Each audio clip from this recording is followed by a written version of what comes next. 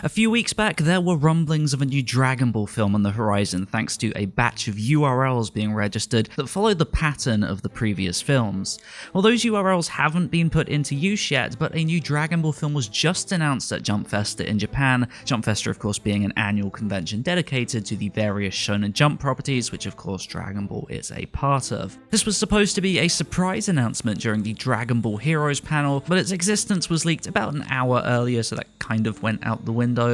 Here's what we know so far though. It is coming out in December 2018, so a year from now. It's being written by Akira Toriyama, and he is once again in charge of the character designs. But to clarify, that doesn't mean for the actual film, as in the look of everything will suddenly change from Super. It just means he's creating the actual design and backstory of the characters, which will then be adapted into actual character designs for the animation by whoever is appointed the character designer and most likely animation supervisor. Plot-wise, we haven't been given anything crazy specific yet. A representative from Shueisha came on stage and gave us what he described as a hint. He said the film is going to cover the strongest warrior race in the universe, the Saiyans, and that it will revolve around their origins and what it means to be one. That's all we know officially, but we can make some educated guesses about the staff on the production side of things, and again with the story. As the current universe survival arc began, we got ourselves two brand new series directors for Super, Tatsuya Nagamine and Ryota Nakamura. Initially, Nagamine was credited first, with Nakamura second. That means Nagamine was leading the production. When episode 113 rolled around, mysteriously Nakamura was given the first credit while Nagamine was moved to second. This can happen for a few reasons. It can mean they're leaving the series soon, as we've seen with Super's other series directors, but it can also mean they're taking a step back to focus on something else, in this case maybe a film? For those who are fans of One Piece, you'll know One Piece Film Z was beautifully animated and had some stellar direction, and that came from Nagamine. He's no stranger to directing big feature films, and considering this will be the 20th Dragon Ball feature film, it definitely makes sense for someone like him to be on board to ensure it's really special. I think it has the potential to be anyway, just based on these announcement times. One Piece Film Z was announced 13 months in advance, and this is now being announced a year in advance. For comparison, Battle of Gods was announced in July of 2012 and came out in March 2013, and again, Resurrection F was July, again, 2014, and that came out in April 2015. So this is the longest we've had between announcement and release for a Dragon Ball film since the whole big revival. That's definitely promising for a production, and a Christmas release is always a good sign. Again, all of One Piece's huge productions have had Christmas releases. Dragon Ball has never had that, again, with this whole revival. As far as the animation goes, I'll be very surprised if Tadayoshi Yamamuro isn't once again taking charge as character designer and chief animation supervisor.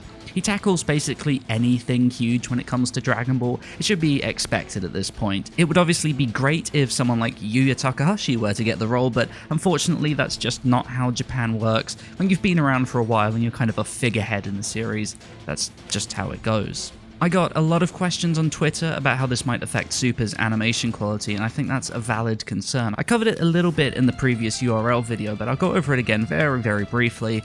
I think just about any movie puts a real strain on its TV counterpart, but it doesn't always have a visible effect. Super won't suddenly turn into the Resurrection F arc, for example. The current arc wraps up in March, so as always we'll find ourselves with some sort of filler in-between arc thing before the next arc rolls around. We had about 10 or 11 weeks worth of in-between material last time, so I would not be surprised to see that stretched out maybe a little further for the sake of this film. A huge batch of conservative episodes would allow for the talented action animators to really strut their stuff on the new film, and if Nagamine is indeed directing, then he'll no doubt pull in some of his external, very talented contacts too. It's definitely a very viable way of going about things, and should hopefully work out nicely if we're to assume the film is currently in pre-production. It sounds like it is. As far as the story goes, it wouldn't surprise me if this film were focused on the character of Yamoshi, the original Super Saiyan that Toriyama revealed in a recent interview. I'll leave a link in the description for the full details, but essentially he was a Saiyan with a righteous heart who started a rebellion, went Super Saiyan, was defeated, and then his spirit kind of wandered around in search of other righteous-hearted Saiyans so that they could form the Super Saiyan God.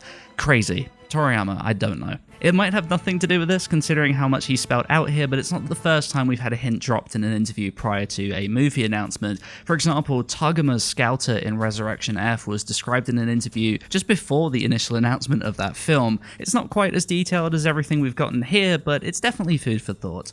It'll be interesting to see what sort of tone this story takes. A lot of Toriyama's recent work has been really bleak, from Goku losing against everyone to the future Trunks arc, and now the universe erasures in this current arc. It's all gloom and doom. It really wouldn't surprise me if this followed the same pattern. The press release noted the team behind the new film will be making intensive efforts to ensure that the scale and quality is the best of the series.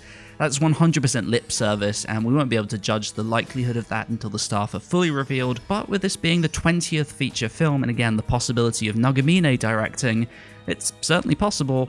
But that is all we know for now. I will keep you updated with any substantial news in the future, but let me know what your expectations are for this film. What do you want the story to focus on? What kind of tone are you looking for? And if you're big into the production side of things like myself, let me know what animators you think may realistically show up. Naoto Shishida's obviously known for popping up in the final acts of Toei's films, so maybe he's someone you're looking forward to. But again, that is it. Be sure to rate the video, subscribe if you're new, and I will see you next time, most likely Sunday, with another animation breakdown. Bye.